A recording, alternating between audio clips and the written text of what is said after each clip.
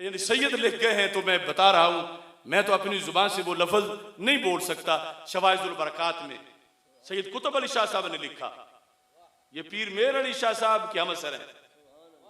सैयद कुतुब अली शाह साहब शवाइजुल बरकात, पीर महलवी, सिर्फ पीर नहीं, पीर महल सिंधीलवी, पीर महल शरीफ, वो सैयद कुतुब अली शाह अपने अहद में इतने बड़े सैयद, ये उनकी तस्वीर है शवाइजुल बरकात के अंदर। आपने ये लफ्ज बोले जब कह रहे थे राफजी के सैयदा पाक नाराज हो गई और अबू बकर सिद्दीक ने नाराज कर दिया और अबू बकर सिद्दीक पर नाराज हो गई, तो इन सैयद साहब ने लिखा, तवज्जो से सुनना, सफा नंबर है 538। फरमाते हैं हम कहते हैं कि जो शख्स हजरत मोहम्मद सल्लल्लाहु अलैहि वसल्लम के फेल और फरमान पर चले और अमल करे, अगर इस सबब से एक जनाबे ज़हरा रदी अल्लाह ताला अन्हा तो क्या सब जहान ही रंज हो जाए तो फिर भी कोई डर नहीं।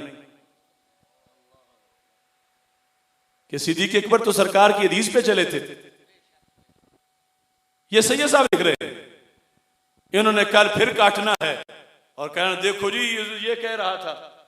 इसके 539 सफ़े पे ये सैयद साहब लिखते हैं, जनाबे हजरत ज़हरा रदी अल्लाह ताला अन्हा को मालूम हुआ, हदीस सुन के ये लफ्ज सुने, ये भी मैं पहले कह रहा हूं, उन्होंने जरूर काट के लगाना है कि कोई ने ये कह दिया।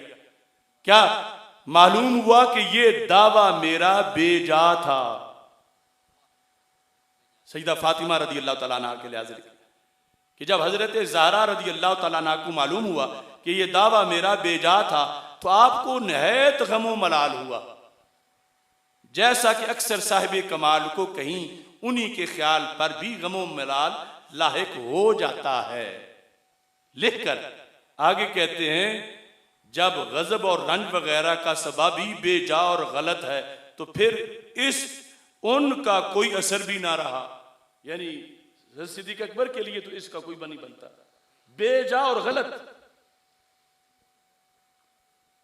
सैयद कुतुब अली शाह पीर महलवी कहते हैं कि अगर ये कहते हो कि सिद्दीक़ अकबर पे गुस्से में आई तो सबब इसका क्या था।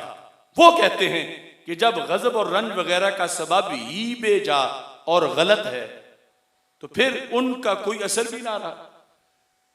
ये इन्होंने लिखा।